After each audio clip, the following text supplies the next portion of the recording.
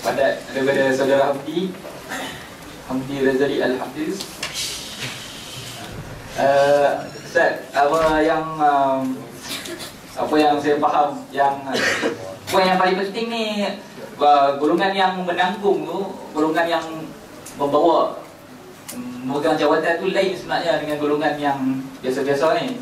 Dari segi emosi, perasaan, dia rasa. Macam saya nampak, saya ingat Hafiz Zalmi bukan jawatan, saya tak ada apa, jawatan tulis. Jadi saya banyak kritik, tapi lepas berlaku proses rasionalisasi antara orang yang ada jawatan dengan orang yang tak ada apa-apa, kita nampak benda tu. Kita nampak apa orang kata, imam ni dia jaga masalah, contohnya kita nampak Bok ni selaku imam, dia nampak imam dah tak buat kehadapan, macam tu. Jadi kita boleh kritik, tapi sebab tu saya dalam Facebook saya tak meletup sangat sebab saya ada kawan yang pegang jawatan. Jadi kalau kita tahu kat mana kita letak ukhuwah tu, kita takkan sanggup nak sarkastik, nak troll orang. Troll ni Allah senang sangat nak troll. Maksudnya tengok benda, semua benda boleh troll lah. Serius. Tapi takkan kita sanggup nak buat kalau kita betul faham ukhuwah tu kat mana. Melelut ke? Jadi untuk ukhuwah tak boleh lah. Sekali troll ukhuwah tak boleh. Al-Hafiz datang. Jadi kita, Ustaz, macam tadi kita ada sembang pasal pure intention kan. Pure intention, kenapa kita tanya, kenapa kita ajak discuss, apa pure intention kita? Adakah nak buat kata kita ni kemah ke, kita bagus lah. Jadi melihat kepada niat tu satu benda yang susah lah. Kita tak ada justifikasi perbuatan melalui niat. Betul, macam Ustaz cakap, masing-masing ulama ni kena letak ikhlas dalam hati towards Tuhan. Kita memang nak buat Tuhan. Jadi bila kita ada berbeza pendapat, intention kita memang sebab agama, sebab Allah, walaupun kita berbeza pendapat. Jadi macam mana Ustaz dengan golongan muda di Malaysia yang sekarang agresif, kita kata agresif dan proaktif, membuka ruang-ruang ekspresi dan ruang-ruang dialog dengan liberal, dengan golongan liberalis, sosialis, Syiah, dan adakah benda ni bertepatan dengan fiqhul ikhtilaf? Dan adakah benda ni, Ustaz Asal sendiri, adakah benda ni something yang positif ataupun negatif secara umumnya? Apa ni? Bismillah, alhamdulillah, wassalatu wassalamu ala rasulillah wa ala alihi wa sahbihi wa ala ba'd. Jadi terima kasih kepada moderator, sahabat panel dan sahabat minta Allah SWT. Soalan yang bertanyakan tentang dialog yang dilakukan. Pertamanya tidak lain tidak bukan rujukan kita yang paling baik dalam nak menyelesaikan berbagai isu adalah kitabullah dan sunnah Rasulullah SAW. Kerana Allah Ta'ala menyatakan ma farratna fil kitab min syai', tidak apa yang tidak kami tinggalkan dalam Quran, melainkan semuanya Allah sebutkan dalam kitab, melainkan semuanya Allah telah letakkan untuk itu. Maka dalam isu perbezaan kelompok-kelompok yang ada seperti ini, maka kalau kita tengok bagaimana Islam melihat kepada kelompok yang berbeza daripada Islam, iaitu ahli kitab, maka Islam meletakkan perbezaan tadi dengan cara mereka kata mereka betul, dan Islam kata Islamlah agama yang paling betul. Dan Yahudi pun kata begitu, kata Taurat ditunjukkan kepada kami, betul kitab ini. Injil ditunjukkan kepada kami, Kristian kata, dan itu yang paling betul. Tengok perjanjian baru Old Testament dengan New Testament, dia kata ini yang paling betul. Maka Allah Ta'ala katakan kepada mereka semua, ta'alau ila kalimatin sawa'in bainana wa bainakum. Sekarang ni mari kita sama-sama. Pertamanya Allah Ta'ala menyatakan, bawa kitab kamu, qul hatu burhanakum in kuntum shadiqin. Bawa kitab kamu dan aku bawa kitab aku iaitu Al-Quran, dan kita sama tunjuk mana yang paling benar. Maka di sana Islam telah mengajarkan satu perkara yang dinamakan sebagai menunjuk, bukan menunjukkan. Kita berdebat dan berdialog, mendatangkan hujah masing-masing dengan tujuan untuk mencapai kebenaran, bukan untuk mencari gaduh. Dengan tujuan untuk mencari apa yang paling benar sekali. Dan tidak ada yang paling benar melainkan Al-Quran dan hadis. Cuma yang otak manusia yang Allah ciptakan menakul, melihat dan sebagainya. Sebab itu anda suka cakap kepada semua orang, sosialis yang ada, liberal yang ada, dan semua ideologi ism yang berlaku ni, semuanya itu lahir daripada otak mereka yang melihat, oh ini adalah begini, dan ini begini. Sukar untuk jadikan kepada antum semua bahawa Allah SWT syarak ataupun kitab wahyu Allah turunkan kepada kita, Islam itu adalah satu benda yang sangat bersih dan sangat suci. Dan bukan kita nak mentahmah kepada mereka liberal yang ini semuanya adalah kafir, dan sosial semuanya kafir. Tidak begitu. Cumanya apa yang nak katakan, kita mesti meletakkan sebelum akal itu adalah syarak. Dan kita mesti menghukum suatu benda itu melihat kepada apa yang syariat hukumkan dulu. Yang pertamanya syariat hukumkan. Apa yang syariat kata ini baik, itu adalah baik. Apa benda yang baik? Baik itu apa yang dibaikkan oleh syarak, dan buruk itu apa yang diburukkan oleh syarak. Bukannya baik itu apa yang akal pandang baik, dan buruk itu apa yang akal pandang buruk. Kerana akal ini boleh salah dan boleh betul. Tetapi syariat pastinya akan betul. Wahyu pastinya akan betul. Kerana ia datang daripada Allah Subhanahu Wa Taala yang maha betul. Jadi pertamanya, sebelum kita dengan golongan ini lebih melihat kepada rasional. Tengok, rasional adalah begini. Yang ni begini, liberal kata tak, rasional adalah begini. Sosialis kata tak macam ni, sekular kata tak, yang ini macam ni. Jadi kita lihat apa yang telah Allah Subhanahu Wa Taala turunkan kepada kita, maka kita meletakkan yang memandu akal kita. Pertama mesti wahyu. Apa yang tak disebutkan, yang disentuh oleh wahyu, akan kita bebas untuk memberikan pandangan dan meletakkan hukum. Apa yang tak diputuskan oleh wahyu Allah Subhanahu Wa Taala. Faham? Banyak. Yang mati Allah Subhanahu Wa Taala. Jadi di sini mereka golongan-golongan yang selain daripada Islamiun ataupun golongan yang pegang teguh dengan Al-Quran Al-Karim, mereka menjadikan otak pemikiran mereka berfikir berlandaskan akidah mereka. Maksudnya daripada dalam ke otak dan keluarlah pandangan. Tetapi golongan yang tidak suka ataupun jauh daripada pemahaman Al-Quran dan Hadis, mereka akan mentelaah, baca, kaji, tengok, fikir, dan pemikiran mereka dijadikan akidah dan i'tiqad. Itulah kesalahan yang dilakukan. Kita fikir tengok, oh yang ni logik, yang ni baik, yang ni baik. Kita buat satu teori dan kesimpulan dan satu kaedah, dan kaedah ni kita imani. Itulah kesalahan yang berlaku. Sepatutnya kita buat berdasarkan apa akidah kita, akidah usul, akidah yang kita percayai, kemudian datang kepada pemikiran kita, kemudian baru kita keluarkan. Barulah itu yang betul. Itu akan melahirkan sesuatu yang betul. Bukan kita beriktikad dengan akal kita, tapi akal kita dipandu dengan akidah kita. Barulah perjalanan akal kita itu dipandu. Macam kipas yang ada sedang pusing laju ni, ia diikat dengan dinding dekat atas. Seandainya tak ikat dengan dinding, dia akan jatuh kena kat orang kat bawah semua ni, habis luka semua.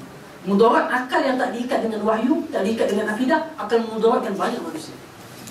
Banyak manusia akan mudarat dengan akal yang ada. Sebab akal ni bebas untuk menakul, bebas untuk berfikir, membaca dan sebagainya. Jadi ikhwan yang Allah SWT, yang utamanya meletakkan syarat. Jadi dialog yang dilakukan adalah satu penyelesaian yang Allah SWT.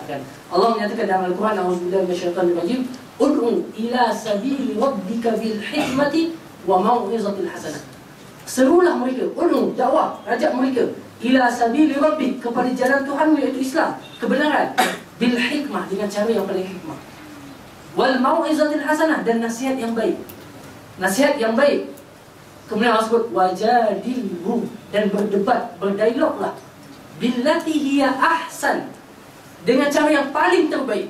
Bila nasihat Allah kata hasanah, tapi bila jidat Allah kata ahsan, tafdil, lebih baik.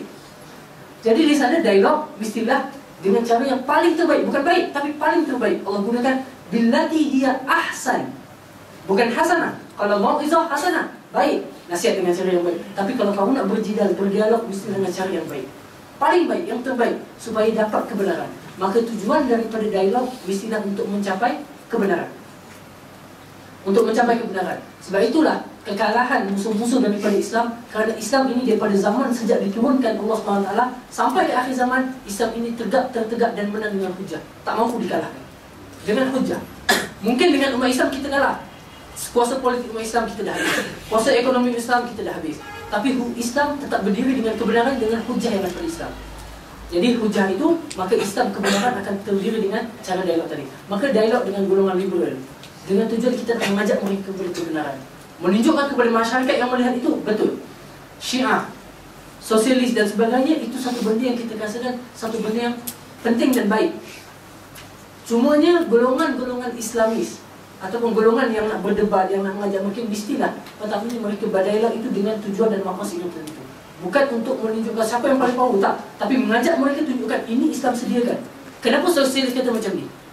Islam telah meletakkan apa yang kamu katakan begini cara ini. Tidak semua apa yang mereka katakan itu bertentangan dengan Islam, tak. Antum kena ingat, hanya berempat mungkin bertentangan dengan Islam. Yang lain tu Islam dah sebutkan tapi dia mungkin tak tahu. Sebab itu anak suka untuk antum suruh belajar nanti, sebelah anak belajar nanti, golongan yang banyak membaca. Baca luas, baca tulisan Stephen Covey, baca tulisan ini, banyak tulisan baca. Maka di sana antum kena ingat, dalam membaca kita juga kena ada manhaj ataupun kita kena ada disiplin dalam membaca. Bukan pembacaan kita luar terbuka, tak tahu apa sumber probability. Hatta dalam pelajari buku agama pun diletakkan mesti baca kita asas, kemudian syarah kepada asas, kemudian syarah kepada syarah asas, barulah kefahaman itu dibina dengan baik. Baru dibina dengan baik. Jadi antum kalau nak baca itu satu. Yang keduanya, kalau mengambil pembacaan luar daripada sosialis, liberal apa semua, antum kena pastikan apa yang antum sebagai seorang Muslim kena ada itu dah selesai. Barulah antum boleh compare betul ke tak betul ini. Anda bertemu dengan beberapa pelajar mendidik yang mungkin pembacaan sangat banyak dan sangat hebat, suka berfalsafah dan sebagainya, tapi permasalahannya dia melihat yang ini lebih baik. Agamawan kenapa nampak mundur, mandor, otak tak fikir dengan maju. Tengok apa yang sosial bawa ni baik, bagus dan sebagainya. Permasalahannya adalah berlaku kerana dia sendiri tidak memahami agama yang dia anuti itu dengan baik. Akhirnya melihat yang lain dengan logik akal baik. Permasalahannya adalah begitu. Di situ kita tak katakan semua yang di bawah itu bertentangan, tapi ada part-part yang bertentangan, itu yang kita setuju. Tapi apa yang baik? Sebab Nabi SAW menyatakan al-hikmatu dhalatul mu'minin anna wajadaha fahuwa ahaqqun nas biha. Benda yang baik ada tercecah daripada orang mukmin. Tercecah. Mana-mana kita jumpa kita ambil, walaupun daripada orang kafir. Teknologi ambil daripada orang kafir. Sosialis kita dapat ini di bawah idea ni, kita ambil. Selagi mana tidak bertentangan dengan kaedah syarat yang ada pada kita. Jadi dialog tadi satu benda yang baik dan perlu disuburkan, kerana itu adalah proses yang Allah katakan cara berdakwah kita pada mereka. Pun begitu, dialog itu tak semestinya dilakukan secara terbuka dan mestilah orang semua tengok. Kerana apa? Kerana kadang-kadang berlaku begini. Orang yang di pihak yang benar mempunyai kebenaran, ada hujah, tetapi dia tidak fasih lisan untuk berbicara.